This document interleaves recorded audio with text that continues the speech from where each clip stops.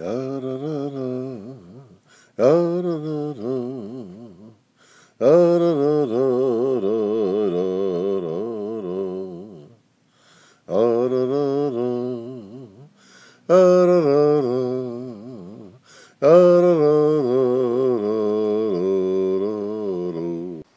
back to our story. Chambers has grown up as Tom Driscoll, but he is not a likable young man. Poor Tom Driscoll, poor Tom Driscoll, poor Tom Driscoll, so rich and yet so poor. Raised by faithful Roxy, who petted and adored him, he only got abuse and scorn to pay her for her care. Poor Tom Driscoll, poor Tom Driscoll, poor Tom Driscoll, so rich and yet so poor. He sees something he wants it, so Roxy runs to fetch it. Then he doesn't want it, he always gets his way. He should have had a beating at the source of all his seating. Instead he was indulgent, was allowed to have his way. Of friends he hasn't many, in fact I don't think any. A spoiled, fractious, selfish child, so rich and yet so poor. And what about poor Chambers, faithful servant Chambers, who was fed on gruel and clabber, and grew up tall and strong? Chambers fought Tom's battles, endured Tom's rage and beatings. Forbidden to retaliate, he only can endure. Should have had a beating for the source of all his seeding. Instead he was indulgent, was allowed to have his way. Poor Tom Driscoll, poor Tom Driscoll, poor Tom Driscoll, so rich and yet so poor. They sent him off to college to try and gain some knowledge, but we are most glad that he is out of the way.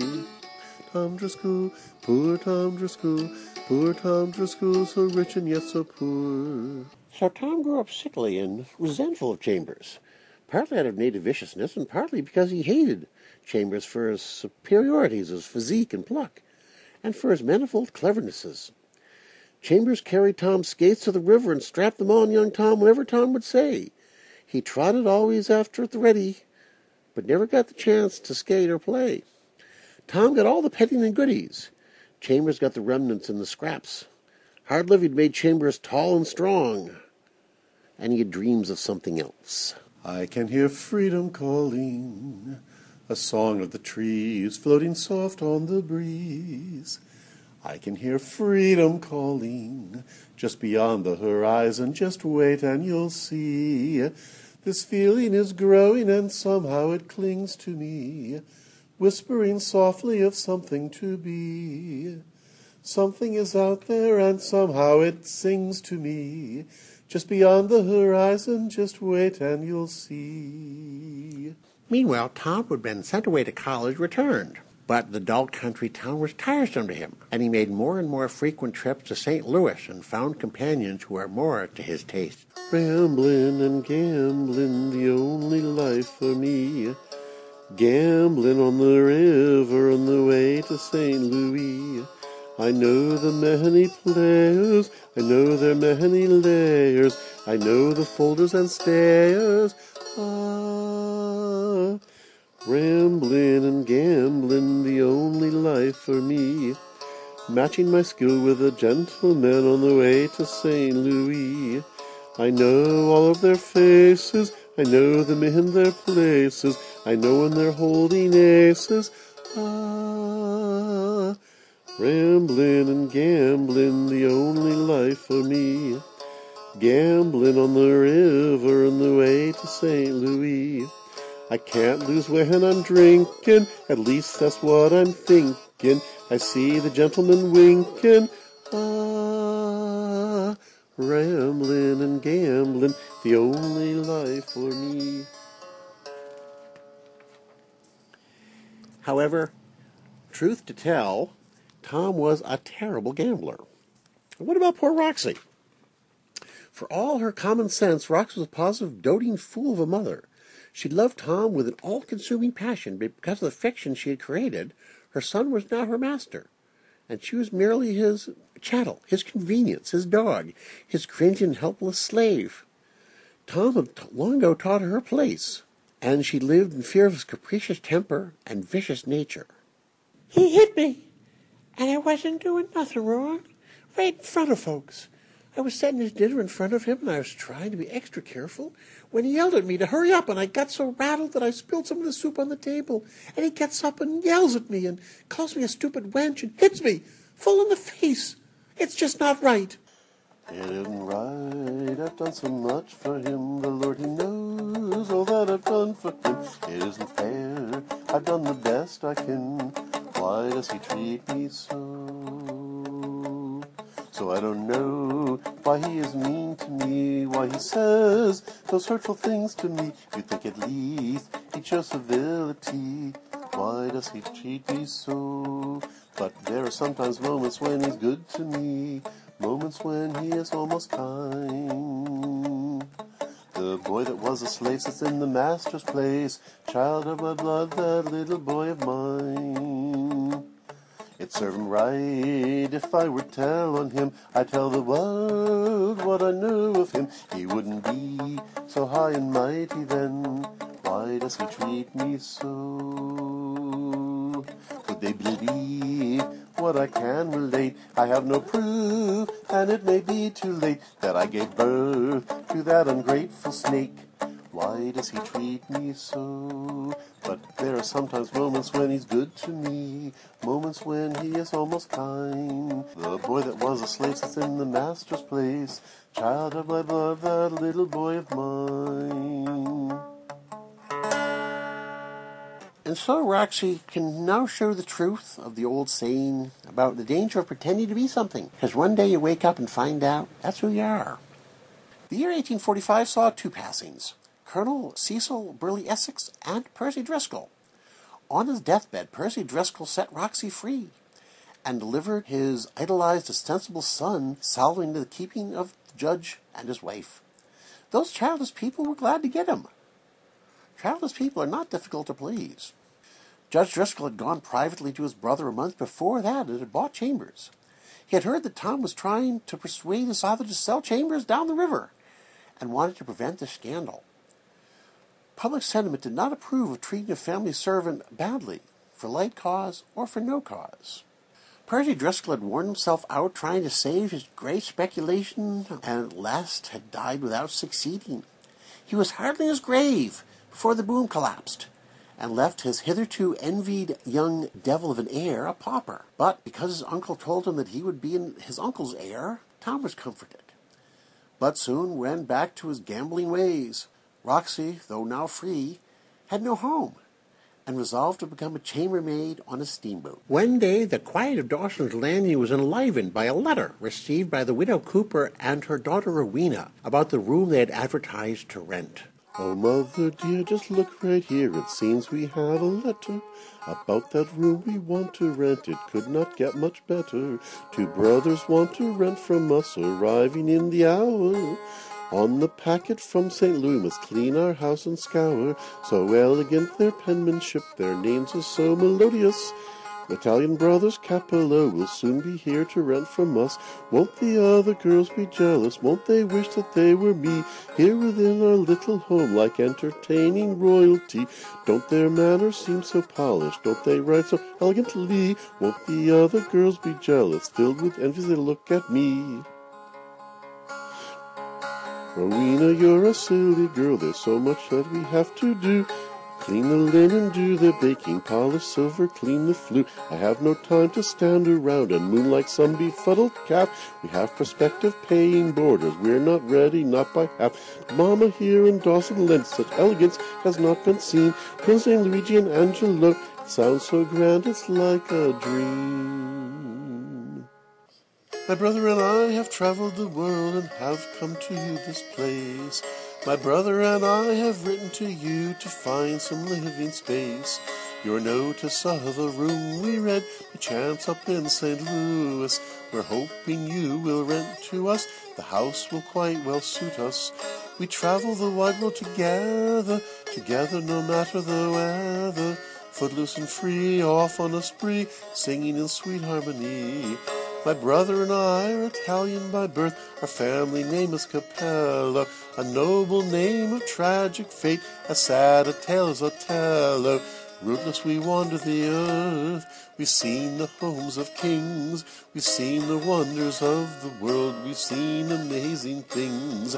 We travel the wide world together, together no matter the weather. Footloose and free, off on a spree, singing in sweet harmony. Later that night, Rowena comes out onto the porch. I know that love is waiting, somehow I know that love will find me.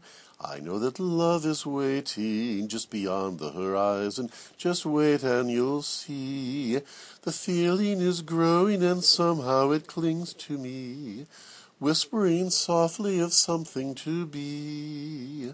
Something is out there and somehow it sings to me. Just beyond the horizon, just wait and you'll see. Needless to say, the brothers were welcomed by Dawson Landry Society and were celebrated wherever they went. There was a torchlight parade accompanied by the mayor and the town council. The brothers were properly appreciative of all the wonders of the town, including the volunteer fire company and the school. Isn't this a lovely prospect? Isn't this a lovely day? Up to date in every aspect, up to date in every way. Welcome, welcome, welcome, welcome, welcome, welcome, welcome you. Here you see our library, there you see the courthouse square. There you have the general store and Foster's Mill is over there.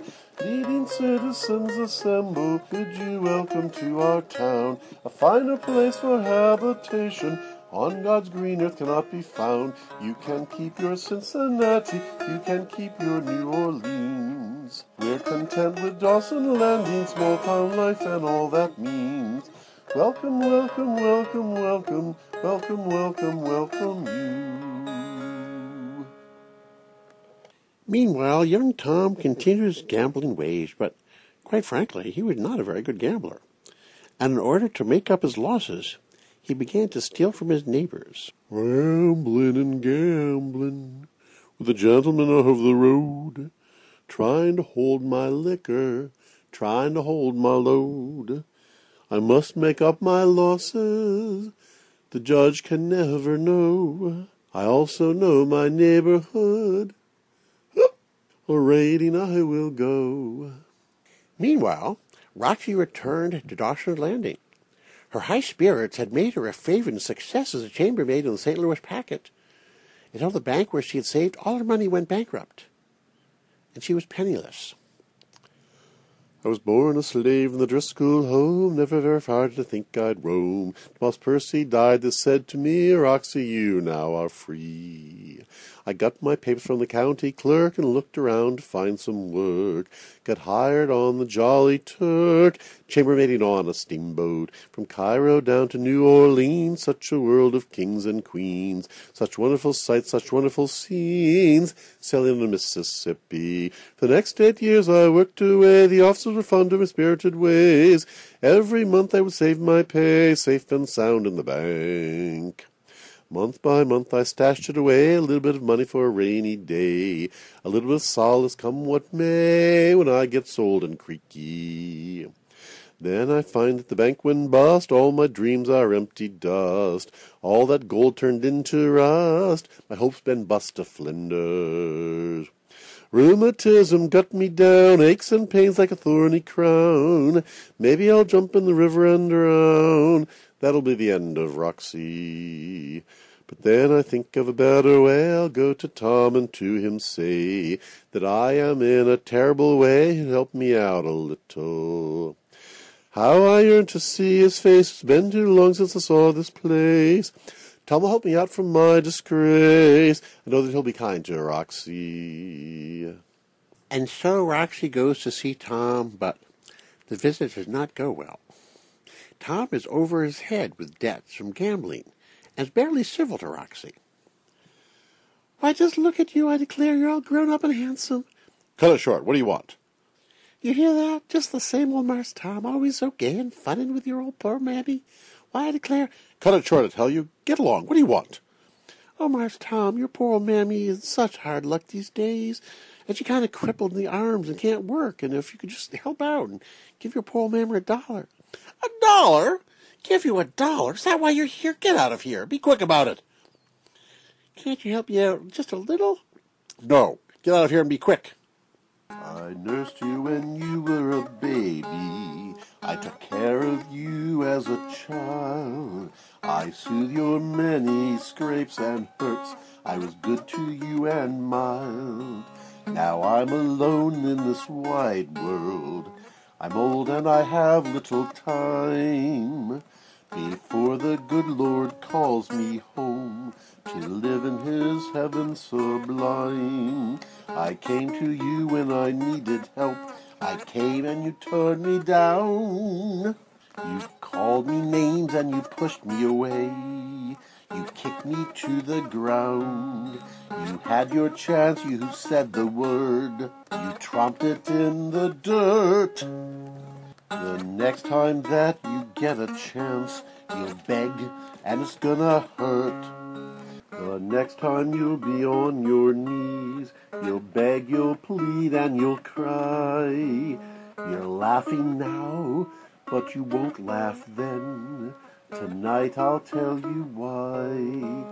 The haunted house at the edge of town. Meet me there tonight. Meet me there at the midnight hour. I'll teach you to do right. I know some things of your life and birth which I'm prepared to tell. And if you do not meet me there, your life will be living hell. What can she know about me? What can she know of my life? Did she find out about all my debts? The money I owe from my gambling. Now, Roxy, let's be reasonable. Here's $1. Now tell me what you know. Why don't you speak? Just tell me now. Let's have an end to this foolishness. What do you know? What will you tell? Why do you stand there and look at me? To you it may be foolishness. To you it may be fun. But if you don't do what I say, you'll be sorry for I'm done. I came to you when I needed help. I came and you near spit on me. After all the things I've done for you, you should be on your knees. You think you can buy me off so cheap with your raggedy dollar bill? Your uncle'll give me more than that. You wait if you don't think he will. The haunted house at the edge of town. Meet me there tonight. Meet me there at the midnight hour. I'll teach you to do right. I'll teach you to do right. So that night, Tom goes to the haunted house. When Tom arrives at the haunted house, Roxy tells him that she is actually his mother. You are my child, my little one. Indeed, you truly are my son. I switched you in the cradle, gave you the Driscoll name. Your name's Violet Chambers, that's all that you can claim. Grew up in the finest seat, and always had enough to eat.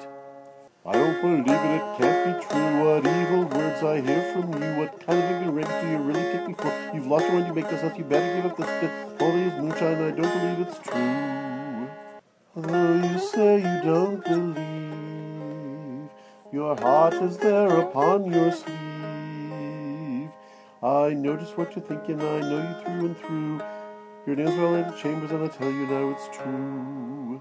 The slave you treat with such disdain gave to your life and the Driscoll name. I tell you that it's true. Birth I gave to you. No matter what you do, your heritage comes through.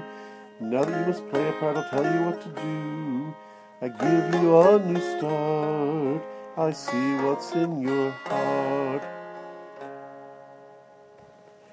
Roxy knows about Tom's gambling debts and tells Tom to sell her and use the money to settle the debts.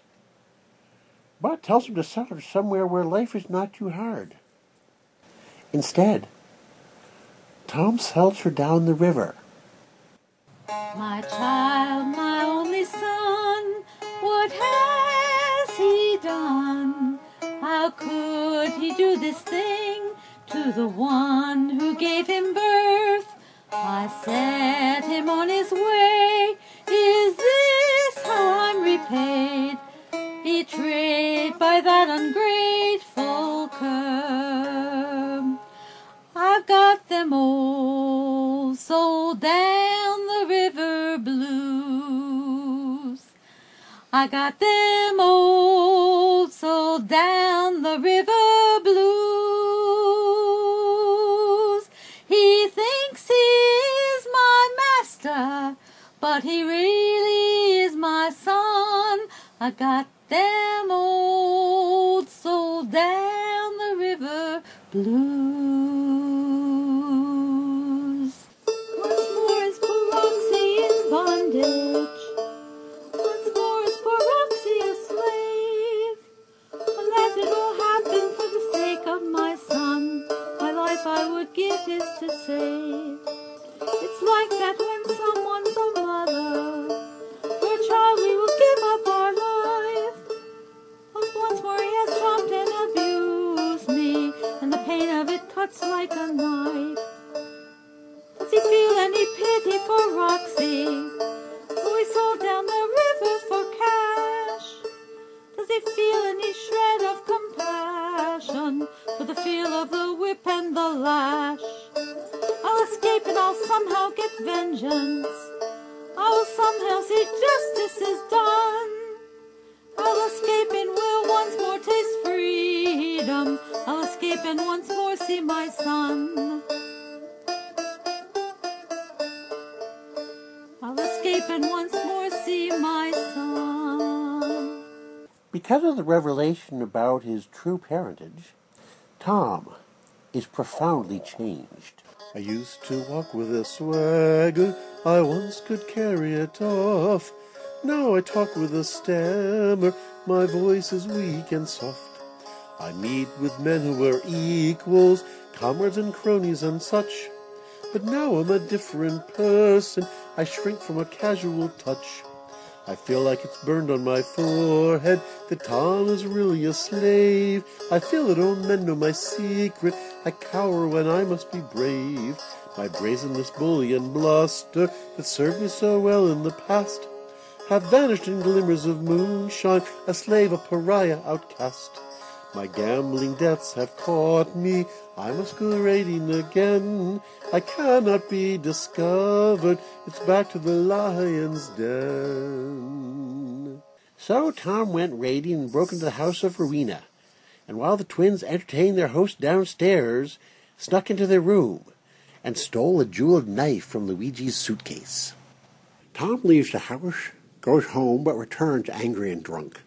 He insults Angelo, who throws him out into the street. Tom then sues Angelo and wins a judgment in court.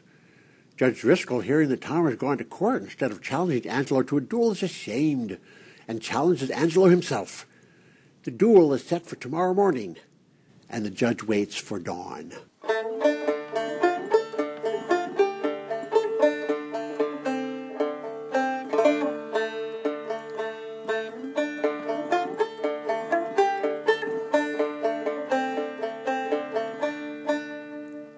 The evening shadows gather round, the quiet time begins. The sleeping house around me lies with quiet all within. To think that any kin of mine would bear a coward's shame, that Tom would choose a court of law is unworthy of his name. A field of honor in the mist, together we will go, but only one will then return, my candles burning low. A slur upon the family, a slur upon the name, demands atonement in the blood, wipe away the shame. As I await my coming fate, God knows how it will go. The Driscoll name I will defend, the candles burning low.